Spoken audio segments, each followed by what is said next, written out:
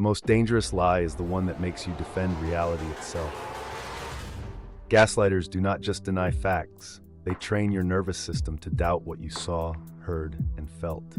By the time you argue, they have already moved the battlefield inside your mind, which means, first, denial pattern, the flat erase. You say plainly what happened. They do not discuss it. They do not negotiate it. They delete it. I never said that. That did not happen. You are making this up. The power of this pattern is not sophistication. It is speed. It hits before your memory can organize itself, and that is the trick.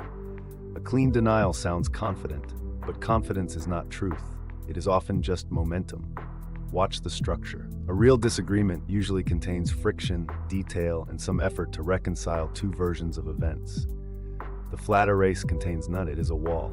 No curiosity, no concern, no attempt to understand your perception.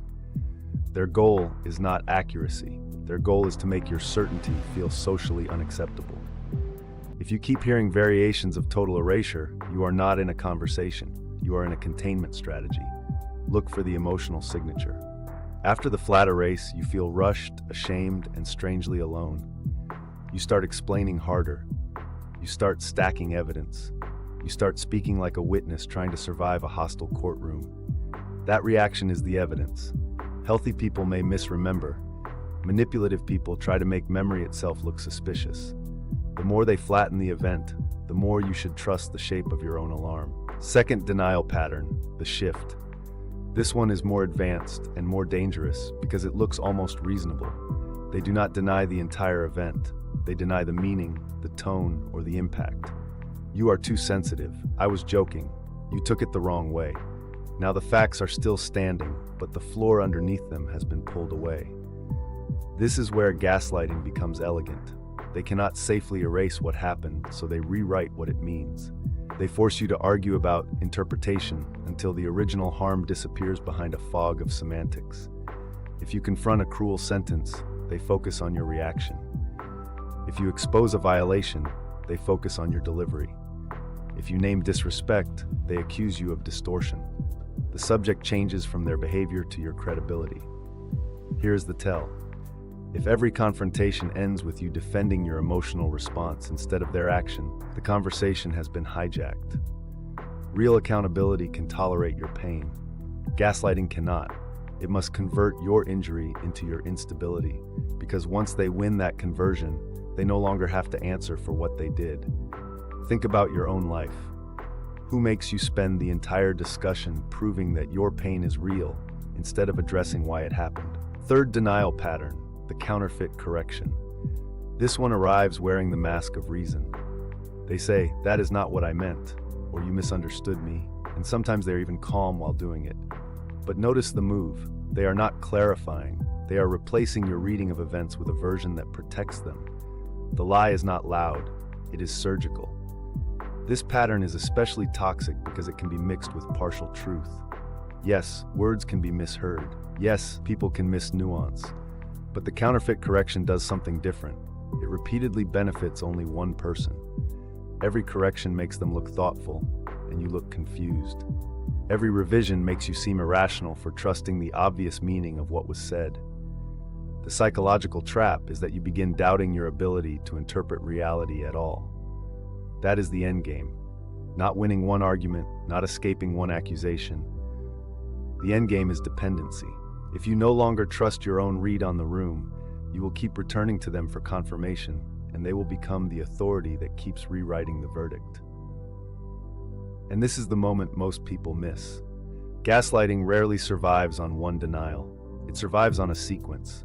First they erase the event, then they distort the meaning, then they correct your interpretation until your mind starts pleading for stability. That sequence is the fingerprint. Now combine the patterns and you will see the real machine. Flat erase, shift, counterfeit correction.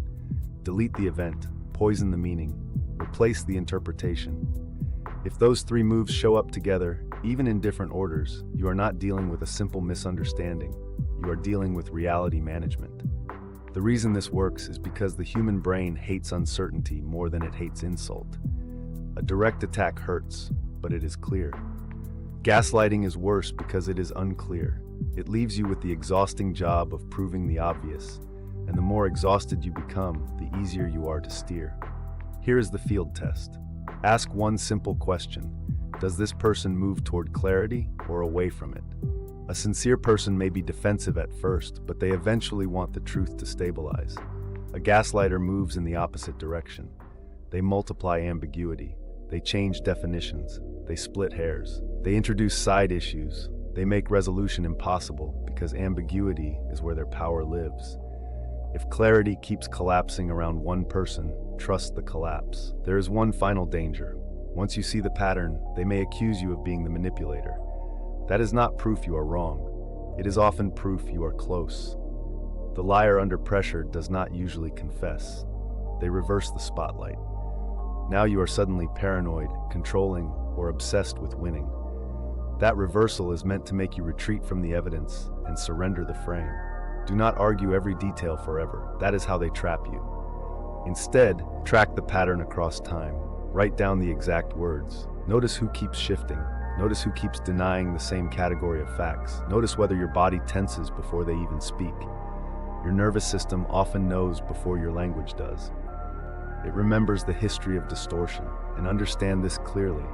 Gaslighting is not only about lying, it is about making you participate in the destruction of your own certainty. The antidote is not rage.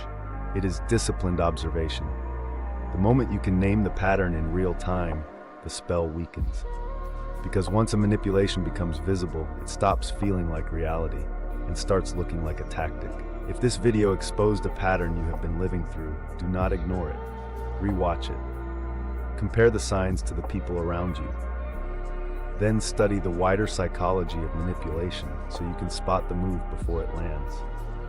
To master these tactics in real life, get the Silent Observer's Playbook or check out the recommended reading in the description below.